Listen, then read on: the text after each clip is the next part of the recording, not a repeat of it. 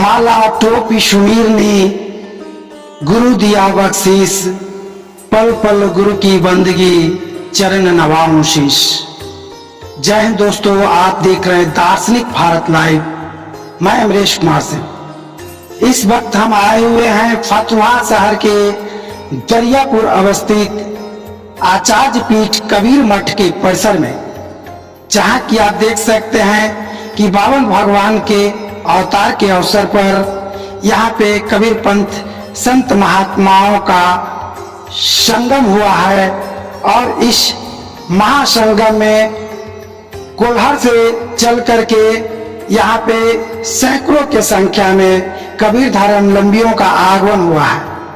इन्होंने भक्तिपूर्ण भाव तरीके से गान बजान के साथ आज कबीर मठ परिसर में प्रस्तुत हुए हैं। और यहाँ पर यहाँ सदगुरु कबीर साहब की स्मृति में समर्पित उनका भजन कीर्तन का आयोजन हुआ है। यहाँ पे कबीर पंथी डॉक्टर धर्मवीर साहब जी आए हुए हैं। तो बनाया गया फतुहा में, उसी मेला और कर्मा धर्मा के शुभ अवसर पर हमने सदगुरु स्वरूप में एक शोभा यात्रा का आयोजन किया। और वह शोभा यात्रा महारानी चौक से होते हुए हमारे सदगुरु या आचार्य पीठ दरियापुर फतुहा गद्दी में प्रस्थान पहुंची। और यहाँ पे आकर सदगुरु के हम लोग इस गद्दी में आके यहाँ भी बैठकर भजन कीर्तन और यहाँ भी हम लोग उनका सुमिरन करने का जो यह कार्यक्रम है यह बढ़ा रहे हैं।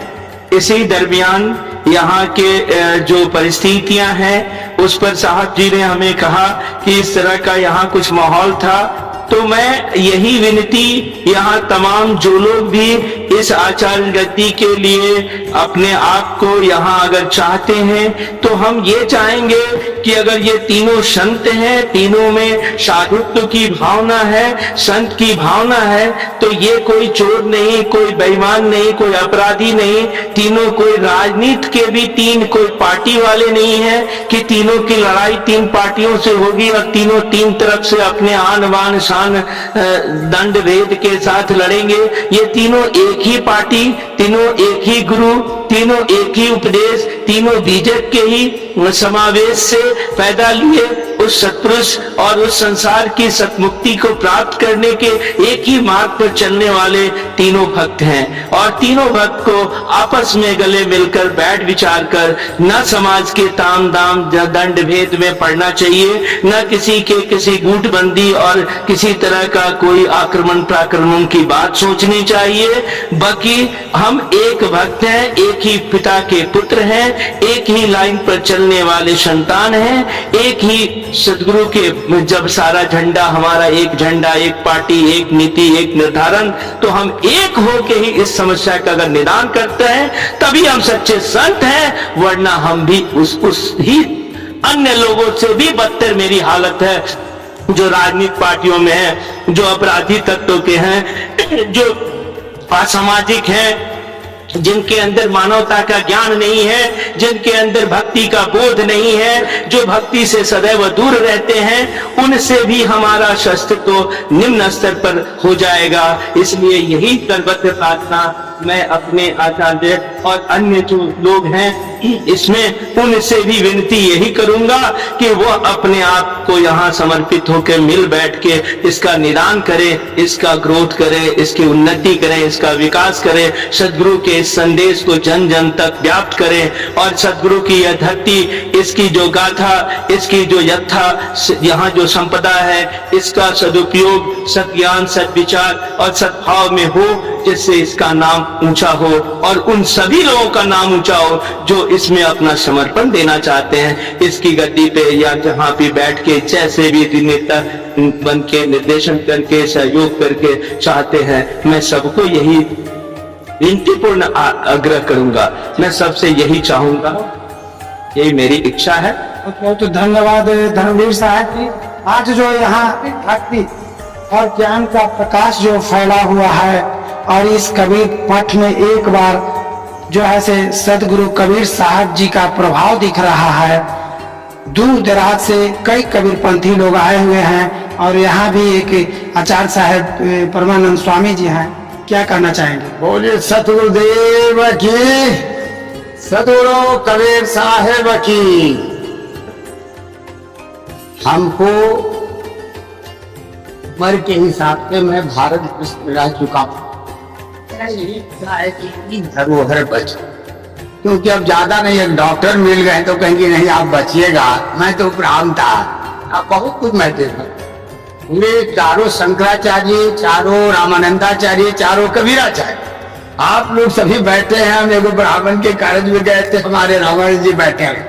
हमने कहा कि मेरा जो नाम है देख रहे हो, आज तक कोई कबीर पंथ में इस तरह नहीं लिखता, क्योंकि मैं हरिद्वार में रहा हूँ। चारों शंकराचार्य लिखता है ज्योतिष पीठाधीश्वर, कोई पीठाधीश्वर, तो रामानंदाचार्य, हम गए तक कबीराचार्य, इनका थोड़े कोई गम है।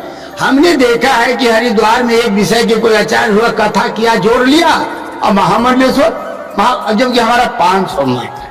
तो हमको कुछ कहना नहीं है, कहना यही है इस धरोहर चलता रहे। अब गुरु परंपरा के हिसाब से आप आइए, हम हो चाहे कोई हो, सबका अधिकार जरूर अलग अलग है। क्यों रावण जी, जितने यहाँ सब कंठीधारी, हमारे तो चेला नहीं है। हमको पद के हिसाब से आप गुरु मान रहे हैं, या आचार्य गद्दी जो मैं बता दिया, सब कुछ पीछे पर्चे दिया। तो यही कहना है कि इतना मठ है कि रहने वाले लोग नहीं। इसलिए हम जो इसमें चाहते हैं रहना, रहें, करें कानून से और से कुछ जानना चाहते थे। भास्कर साहब बहुत अच्छा है, हाई कोर्ट के अनुसार एक कमेटी बन गई।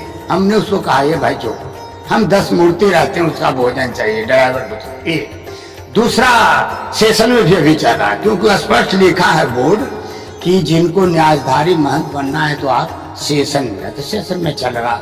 हम कोई अब किसी प्रकार का, यही मैं करना चाहता हूँ। और मेरा जैसा उम्र हो गया, ऐसे भी किसी को पीछे में कमी कहना या निंदा कहना, वो आदमी का कमजोरी, वो आदमी का कमजोरी। क्योंकि मैं शेर पद पर हूँ, शेर रहा हूँ, हरिद्वार में रहा हूँ, विद्वत परिषद में, और अंतरराष्ट्रीय कोई अपन समाज में तो बोलता हूँ। चारों शंकराचार्य के साथ बैठने का यदि समय मिला हो तो हमारे हनुमान दास जी 4 विषय 6 विषय के साथ थे। उसके बाद आचार्य परमानंद दास बैठा। हरिद्वार में जो 20 साल बैठा होगा तो बोलिए कोई संप्रदाय बचा? तो हरिद्वार, कुरुक्षेत्र, मथुरा, वृंदावन, अयोध्या, प्रयाग, यही ना विद्वत परिषद है। हम राजनीति के बात न कर सकते, इसलिए कि मैं बहना हूँ और न रहूंगा, मेरा उम्र जब वो है। यही मेरा कहना है। सभी के बातों को सुनते हुए मैं पहले भी मैं सबको शुभकामना करता हूँ, सबको आशीर्वाद देता हूँ। हे सतगुरुदेव, हे कबीर साहब, सभी आगे यहाँ से खुशी होकर जाएं। और एक बात अभी मैं कहा हूँ, 150 आदमी की व्यवस्था थी, अभी 300 हो गए, तुरंत व्यवस्था बढ़ा है। कोई आदमी बिना खाए हुए न जाइएगा, चावल दाल सब कुछ भरा पड़ा है। अब यहाँ भजन चलता रहेगा, अब बारी बारी से भजन। बोलिए सदगुरुदेव की। सौभाग्य की बात है कि एक और विद्वान पुरुष, ये भी परमानंद साहब ही हैं, तो हम यहाँ पर इनको द्वितीय परमानंद साहब के रूप में संबोधित करना चाहेंगे, जो कि गीता भागवत के भी बहुत बड़े ज्ञाता हैं।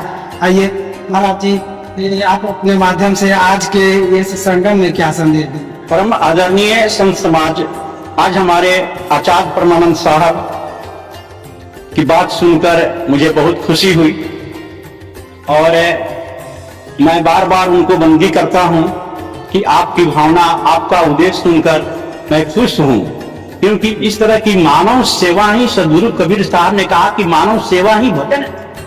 अगर न दूसरा कुछ जानी तो संत सेवा आनी, अगर कुछ भी नहीं जानते हो तो संत की सेवा करना शुरू कर दो। साहब ने कहा कि सब घट मेरी साइयां, अगर हम जितने प्राणी की सेवा करते हैं तो समझिए ये सदगुरु कबीर का सेवा करते हैं, साक्षात कबीर का प्रोजेक्ट। किसी ने पूछा कि भाई कबीर किसे कहते हैं, तो क्या कहा था उन्होंने कि काया वीर कबीर है। अरे क्या देखना चाहते हो, क्या सुनना चाहते हो? तो अगर कबीर तुम पूछते हो जो कबीर है क्या, तो काया वीर कबीर है, सब वीरन में वीर, 7 दीप नवखंड में कहीं सत कबीर। तो जितने मानव प्राणी हैं, जितना जीव है, ये सभी कबीर हैं। और कबीर जानकर हमारे आचार्य परमानंद साहब ने कहा कि मैं सब दिन सेवा किया हूं और आज भी सेवा करूंगा, और जब तक मेरा प्राण रहेगा तब तक मैं सेवा करूंगा। मैं इसी वाणी कहकर मैं अपने वाणी को पूर्ण विराम। आपने यहाँ पे संत महात्माओं के गुणों को सुना, और हम उम्मीद करते हैं कि यह बहुत ही एक सकारात्मक पहलू है जो सदगुरु कबीर के मानने वाले लोगों ने यहाँ पे भजन कीर्तन और सत्संग के माध्यम से लोगों के बीच में फैलाने का काम किया है। फिर इसी तरह से मिलते हैं एक नए धार्मिक खबरों के साथ। जय सतगुरु कबीर साहिब।